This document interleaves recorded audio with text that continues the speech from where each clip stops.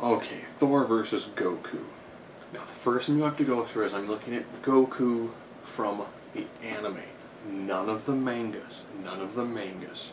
I'm also not going to include the movies as well because if you go basis the movies, one of the strongest characters in DBZ, not including fusions, was Gohan at 1.8 million. But he got killed by two creatures that are nowhere close to 1.8 million. 1.8 would have put him much higher than Goku towards the end when he was about 1.5 million.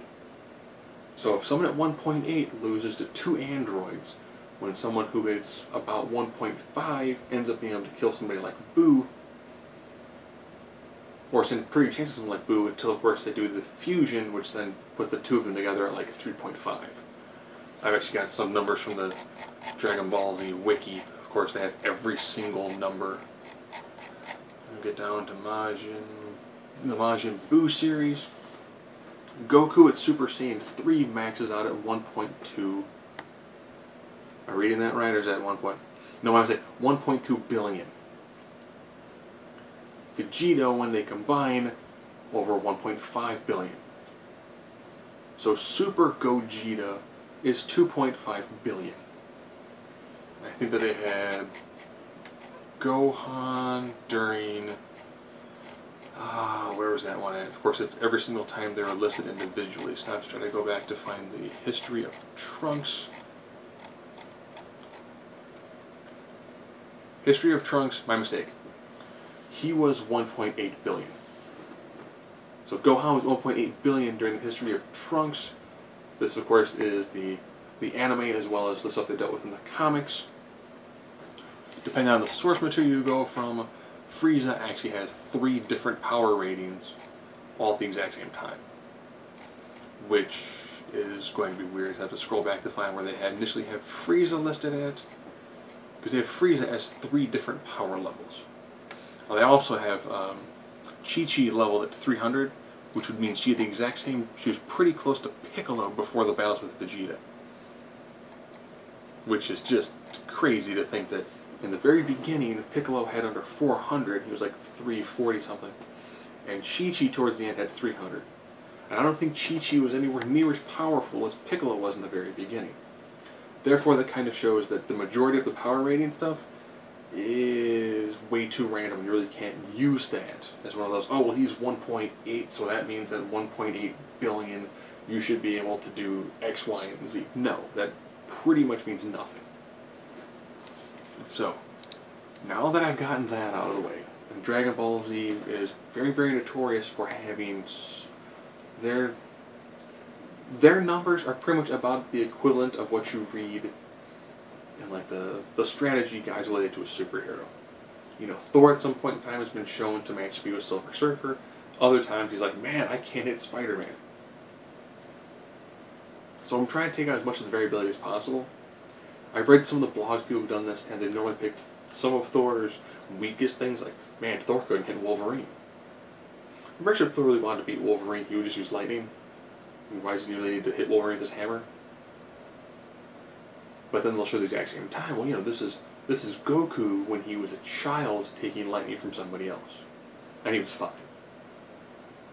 If you want to include the manga and all the movies, this is one of those things where it's a virtually almost impossible source scenario to go through. But I'm going to try to do the best that I can, and as always, disagree with me in the comments, dislike the video, this, that, and the other thing. I do these fights via 9 criteria. Intelligence, fighting ability, strength, speed, durability. This is your recovery, this is your stamina. Invulnerability, energy projection, this is your raw, what can you do at distance, versatility, and X factor. We go right into this. Goku, Thor. Intelligence, man, this is going to go to Thor. Thor at least has got centuries of experience. He also has at least attended some level of school. In the majority of the anime, Goku was pretty much raised just by martial arts. He was still raised in the wild. That's why he had a hard time trying to learn how to drive. Yes, he can fly and shoot energy beams, but man, he can't figure out how to drive a car. So intelligence actually definitely goes to Thor. Fighting ability. Even though Thor has got a tremendous amount of experience, he has spent time where he's not directly fighting. Goku, through uses of like the parabolic time chamber, and the majority of his life has pretty much been spent fighting. That's the only thing he does. Goku knows how to fight. He knows how to fight well. Strength. The biggest problem with this one is you normally really don't see a tremendous amount of physical feat strengths when it comes to Dragon Ball Z characters. You do tend to see more in the way of like energy beams, but nothing that's a direct, I'm going to punch you and knock you into a building sort of effect, where we have seen Thor actually shatter somebody who was pretty much was created of diamond while being infused by the Phoenix Force. And we've also seen him hit a Celestial before. So he's hit something that is pretty much a god. And has been able to knock gods down with his attacks. Just straight physical power. Speed. Thor's fast. Thor has actually kept up with beings who are in hyperspeed. So he can hit below light, but that's normally just a straight direction. He does have a tremendous amount of speed. He doesn't use it in the comics very often because it's the same thing like Superman. If Superman wanted to, most of his comics would be about maybe 2-3 panels. There's a problem, there'd be a blur, and then it'd be done. Where Goku's got a tremendous amount of speed. When you watch the majority of his fights, it is quick, it is dynamic, he can teleport. He's got a lot of things that give him a tremendous amount of maneuverability and reflexing. Durability. Goku can take a beating. But he's taking on a god. Not just any god, he's taking on the Norse god. Let's remember that when you talk about Thor in the Marvel Comics, you're actually talking about the comic interpretation of the Norse god of thunder. Norse god.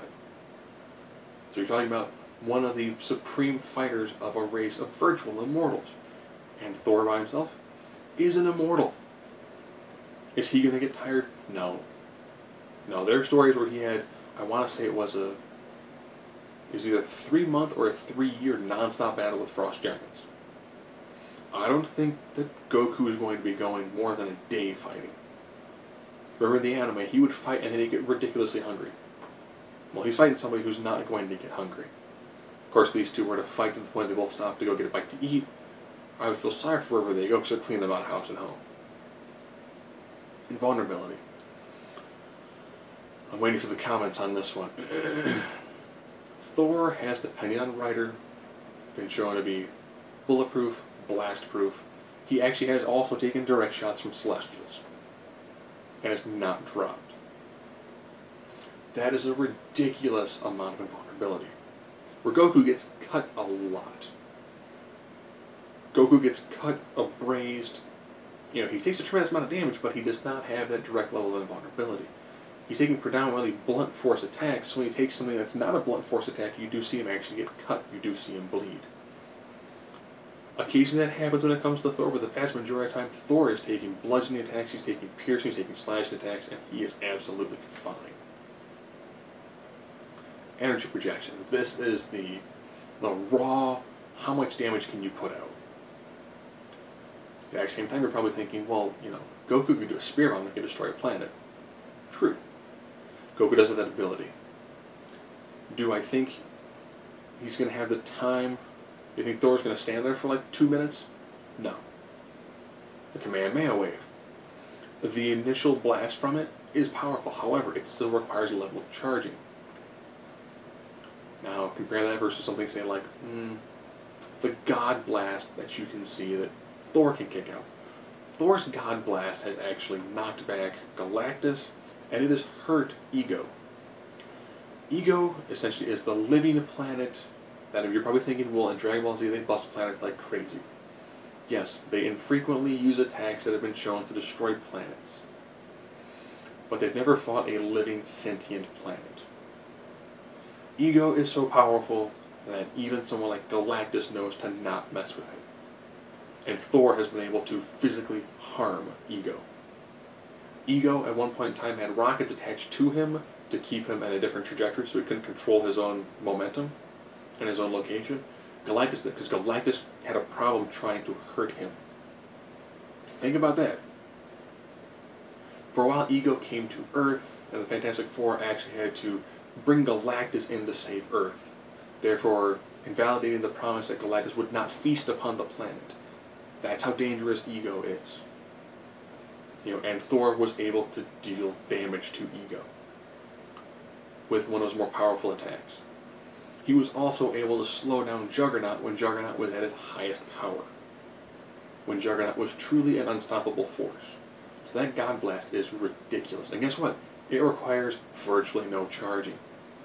So while Goku's going Kameha, or in some cases, Shinku Hadouken, when he's going through that motion, yeah, Thor's just going to be like, oh, I'm going to just nail you with the God Blast. Probably put a hole through you. While you're in the process of charging for your attack, I'm going to begin my attack. And I've heard people say that their attacks are faster than light, which is kind of impossible since they are technically a light-based attack. If you were to be faster than light, you'd actually see the damage happen before the beam would hit them. Just saying. Now we're looking at versatility. What different sorts of things are we actually looking at when it comes to, the things that they have access to? Pretty much everything Goku does is a direct damage attack. He does not have the magic abilities that you see Thor possess. He is not creating whirlwinds. He does not control the weather. He does not have lightning. He does not have thunder. He does not have, Thor, beyond all of the physical attacks, can create whirlwinds very easily. Goku's never fought anybody in the cartoon that was producing whirlwinds, creating storms, super storms. He's never fought somebody who's doing that while fighting them, and is in total control of all of them. That is a tremendous amount of ability that you're going to see that Thor has the capabilities of doing, as long as he's got Mjolnir. So I think of intelligence, strength, durability, invulnerability, energy rejection, versatility. That's right. I was thinking I needed more fingers. And now we're looking at X Factor. This one actually goes to Goku. So this is actually 6-3. More often than not, Thor fighting at his peak should be able to put Goku down. It's going to be a tough fight, but Thor's got way too many things going for him. You might have a problem getting some of the initial shots on Goku. I know people say, well, he'll just speed blitz. Speed blitz, one of the most overrated things people talk about when they do these sorts of things. If speed blitz is all it will take to win, guess what? Flash is the most powerful superhero of all time. Because Flash is by far one of the fastest. Then if you want to say Flash Hulk, well, it's Flash, because he's faster. Anybody who's faster would therefore technically always win fights, which means that's the Flash. If you actually feel Flash is always going to win, but the X Factor is going to go to Goku. Here's a big reason why. Comes down to Thor's hammer. If you get the hammer away from Thor, Thor loses a tremendous amount of what he can do from a distance. However, he can recall the hammer just by sheer willpower. He can bring the hammer back to him. So if Goku does happen to knock the hammer out of Thor's hands, Goku could actually pick up the hammer, which would vastly increase his strength. So in that scenario, if Goku gets the hammer from Thor, Thor's going to drop down and Goku's going to go up. So if they were like this before, they're now like this. Would Goku be able to use all the other abilities? Probably not. But in doing so, he takes away all of the range abilities that Thor has at his disposal. But in an average fight between these two, I picture Thor's going to take a beating. Goku's probably going to get a little bit tired. And all it's going to take is a couple of good shots. I mean, initially this is going to be one of those things where Goku's going to do a lot of good moves. He's going to do a lot of physical attack. He's going to do a pretty good job when it comes to confusing Thor. Once Thor realizes, okay, this guy's got a lot of speed, but I'm weathering his storm pretty well. The moment that those lightning bolts start coming down, he starts using some of the weather manipulation. All he's got to do is get Goku to stop for a couple of seconds. Be like, what the? And it's going to be hammer time. Hammer time all the time. He's going to treat him like a nail. He's going to hammer the daylights out of him. And we're looking at someone who can probably get in 1-2 good hits. And if he wants to, if he knocks Goku away, it's just spin, and he can fly at him at pretty much hyperspeed, which is going to put him really close to the speed of light. And when you've got the weight of somebody and the hammer propelling them forward, going at a speed that's pretty much a well beyond terminal velocity, he's going to hit Goku and split him in half. I mean, it's going to be like Goku, hammer, Gokus, and you're going to see Thor on the other side being like, you know what, he fought well. probably have a flagon of mead for him.